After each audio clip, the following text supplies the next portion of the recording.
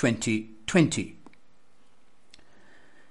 In all the years that I've been writing about the economy, I've never seen anything that even comes close to what we're experiencing now. More than 100,000 businesses have permanently failed, and tens of millions of Americans have lost their jobs.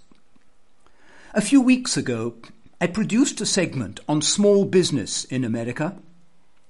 Starting a small business from nothing and building it into a success takes a massive amount of work, and I have a tremendous amount of respect for anyone that's able to do that. Tragically, so many once thriving small businesses have been destroyed by the events of 2020. For a lot of those small business owners, it isn't just time and energy that are lost. When you make your small business your passion, it becomes part of who you are, and a lot of small business owners will never be the same again after this. So please keep in mind that there are real people and real dreams behind each of the numbers that I'm about to share with you. The following are 17 facts that prove that the US economy is a complete and total disaster zone at this point. Number 1. According to the San Francisco Chamber of Commerce, more than half all the storefronts in the city of San Francisco are no longer in business. Number 2. Just last week, New York City reported an unemployment rate of almost 20% during July. Number 3. Speaking of New York, 83, twice as many jobs as it did after Hurricane Katrina. Number 5. In South Carolina, an eye-popping 52% of all renters are, quote-unquote, at risk of eviction. 6. Americans now owe more than $20 billion in unpaid rent. 7. Overall, 27% of all Americans failed to make their rent or mortgage payment last month. 8. According to the Mortgage Bankers Association, the delinquency rate on residential mortgages increased by 386 basis points last quarter. That was the most rapid rise we've ever seen by a very wide margin. 9. US bankruptcies are already at their highest level in 10 years, and they're expected to. That was the most rapid rise we've ever seen by a very wide margin. 9. US bankruptcies are already at their highest level in 10 years, and they're expected to surge dramatically as we approach the end of this calendar year. 10. For companies with more than $1 billion in assets, it's being projected that there'll be a record number of bankruptcies in 2020. 11.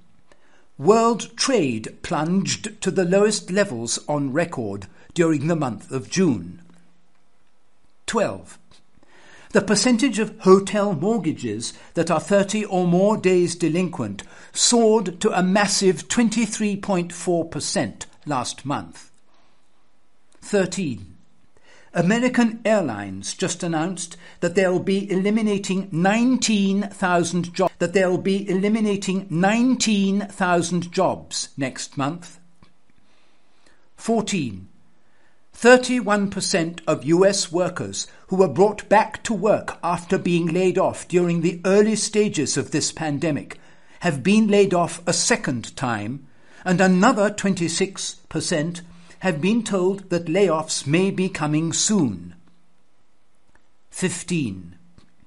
According to one recent survey, about half all US workers that have been laid off during this pandemic believe that their job losses are permanent.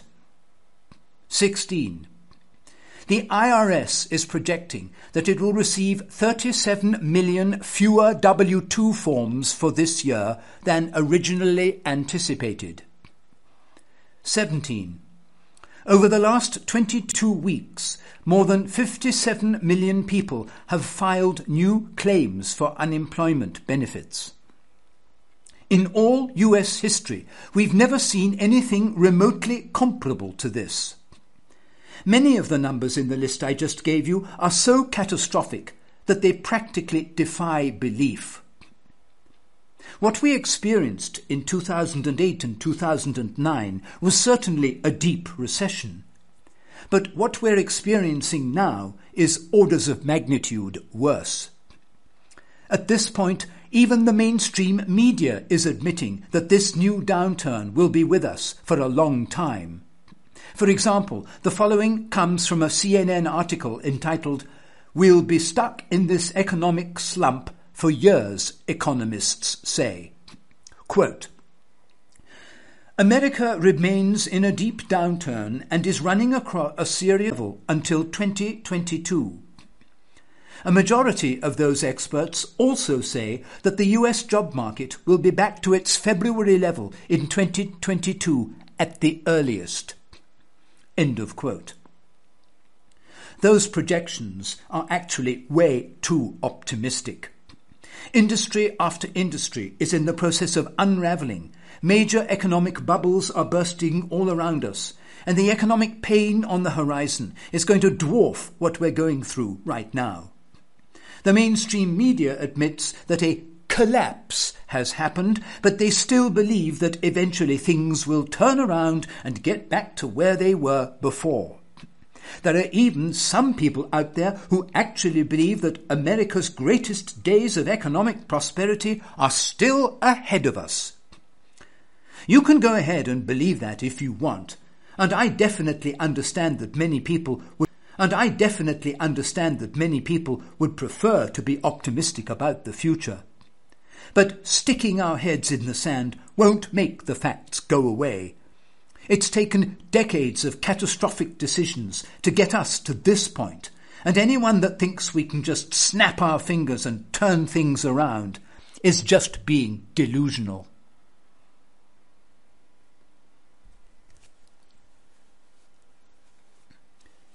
Food inflation has recently been in the news a great deal.